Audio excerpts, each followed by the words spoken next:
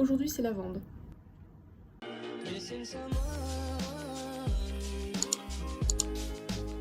Bonjour et bienvenue dans cette quatrième vidéo, ce quatrième jour de ma dernière semaine d'Erasmus à Bath. Si tu n'as pas vu les 3 autres premières vidéos, elles sont en description. Je vais rejoindre mon amie Nathalie que je n'ai pas vue depuis des mois, donc j'ai très hâte de la revoir. Elle fait partie de ces personnes incroyables, gentilles, attentionnées, intelligentes, belles. Tu ne peux rien lui reprocher. Vous voyez ce genre de personne? Voilà, bah, c'est Nathalie, donc je vais la rejoindre. Et on va dans un champ de lavande à 30 minutes de bus d'ici. Je vous avoue que de la lavande en Angleterre, j'y aurais pas particulièrement pensé parce que moi, dans ma tête, c'est Aix-en-Provence. Voilà, les plateaux de lavande, on va voir.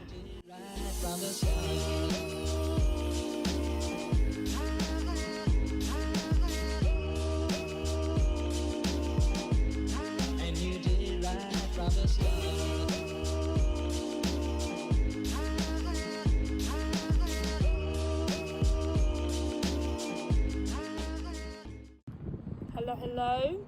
So I just... Lavendre ladies. I found my Natalie again. Ooh, and I've got the little pictures for you. I do? Oh my god, I think I know what it is. Oh. That's so cute. That's amazing. Where did you take this? The Cambridge. Yeah, the punting. That's I think you saw this. I think. King's College. Aww. This is a ruelle, exactement. Oh, in that little window. Oh, that is so cute. That's the kind of town like a Netflix show would be played in, like a little town where nothing happens. And then we arrive and we're like, where is the supermarket? Like, Where is H&M? I mean,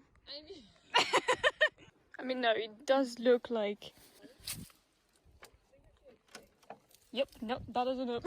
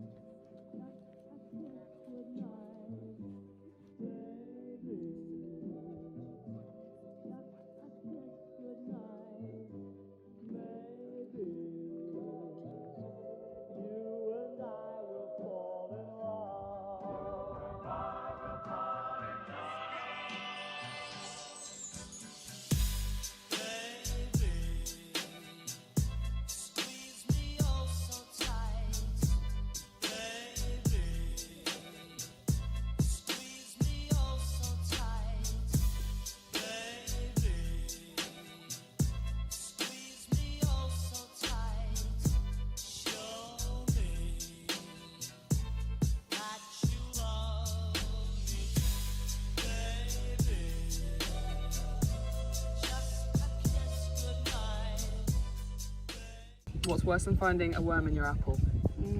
Finding half a worm in your apple. There you go, it's the good shit. No, you like lettuce, don't you? Going to start a new life. Nous sommes revenus du champ de lavande. C'était beau. J'avais un peu l'impression d'être à Aix-en-Provence finalement. Donc maintenant nous sommes au parc, Alexandra Park. Donc on a une vue aussi plutôt pas mal. Hein. Tu peux voir l'ennemi d'ici. Il est là-bas. C'était de ce parc dont je parlais dans la vidéo de hier où je disais que il avait un point de vue ex-aequo avec celui de Bathwick du coup qui est là-bas.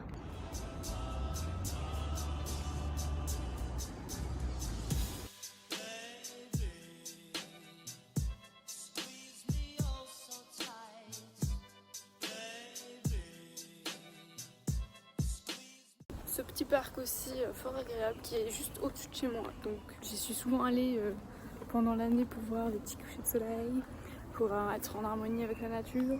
Voilà, tu mets tes écouteurs, tu écoutes un peu de James Blunt, tu te dis waouh, quelle chance j'ai d'être en vie. Le genre de truc que tu ne te dis jamais dans ton normal, c'est le pouvoir des parcs. Regardez cette lumière, d'un coup on a l'impression que nous ne sommes plus en métropole, nous ne sommes plus dans la vie industrialisée, mais chez les hobbits. Tu peux entendre les petits oiseaux, et là tu as l'impression d'être Katniss dans Hunger Games. On part tous de la maison jeudi prochain, donc il faudrait que je commence tranquillement à déménager ma chambre. Donc on va Ranger les posters, important les posters.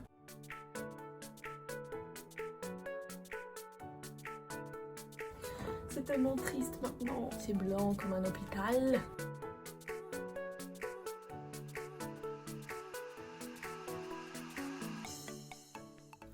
Alright my friend. Je suis obligée de laisser ouvert sinon je meurs de chaud. Alright. Donc maintenant je vais rouler tous mes bédos. La bonne blague. Je vais rouler tous mes posters pour que ça rentre là-dedans. Fauche poster, incroyable. Et je me suis dit que j'allais faire un petit bilan de... mon année Erasmus avec quelques broutilles de conseils. Si vous voulez partir en Erasmus en Angleterre, que vous voulez pas aller dans les villes trop connues ou trop grosses, que vous n'êtes pas un énorme fêtard, je vous conseille Bath, 100%. C'est une ville assez petite, c'est-à-dire qu'en une journée tu peux faire la ville entière en marchant, mais c'est une ville magnifique, wonderful. 90% de la ville c'est du vieux bâtiment, de l'architecture, de l'architecture de la période georgienne, 18e jusque l'ère victorienne, donc bref jusqu'au 19e siècle. T'as un peu l'impression de voyager dans le temps en fait. T'as l'impression de vivre dans Bridgerton. C'est clairement pour ça d'ailleurs que Bridgerton est filmé à Bath. Voilà, je vous l'apprends si vous ne le saviez pas. C'est une ville qui est utilisée pour beaucoup de tournages de films parce que le décor est tout simplement déjà là. Donc il y a Bridgerton, il y a énormément de Jane Austen, Pride and Prejudice, le film Willy Wonka qui va sortir l'année prochaine je crois avec Chalamet. Il y a quelques scènes qui ont été tournées ici d'ailleurs, allez voir ma vidéo qui en parle. Voilà, j'ai vu le Timmy en début d'année, c'était sympathique. Et comme j'ai dit, il y a des parcs partout, ce qui est assez inhabituel parce que la nature disparaît tout simplement. Si tu veux te faire un petit pique-nique, voir le coucher du soleil comme je t'ai dit tout à l'heure, tu as au moins 5 endroits différents. Ensuite, Bath est vraiment bien situé dans le pays, enfin dans le sud. Bath est situé, on va dire, sur la ligne qui va jusqu'à Londres. Donc ça fait Bristol, Bath, quelques villes genre Reading au milieu, et Londres.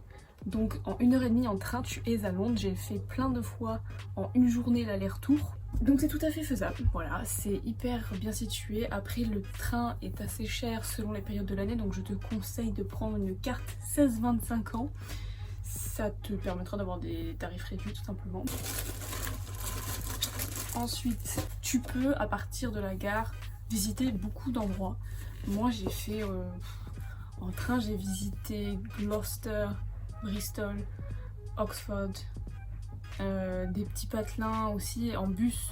J'ai fait des petits patelins, j'ai fait Wells, je suis allée jusqu'à Cambridge, mais ça c'est de l'autre côté de Londres. Ça c'est pour les bons points. Après, les trucs un peu négatifs, comme j'ai dit, c'est pas la wildlife, hein. C'est pas la nightlife ici, c'est-à-dire que si tu aimes sortir tous les soirs, clairement ne viens pas à Bath. Il y a quelques bars, quelques boîtes. Ensuite, c'est une ville chère. Bath fait partie des villes les plus chères d'Angleterre, tout simplement parce que c'est ici que les vieux richoux à l'époque, il y a fort lointain, venaient passer leurs vacances dans les thermes de Bath, dans la campagne anglaise. Donc c'est resté un endroit tout simplement de richoux bourgeois. Et donc ça se reflète dans le prix des supermarchés, des logements. Par exemple, ce qui est considéré comme le supermarché le moins cher ici, Sainsbury.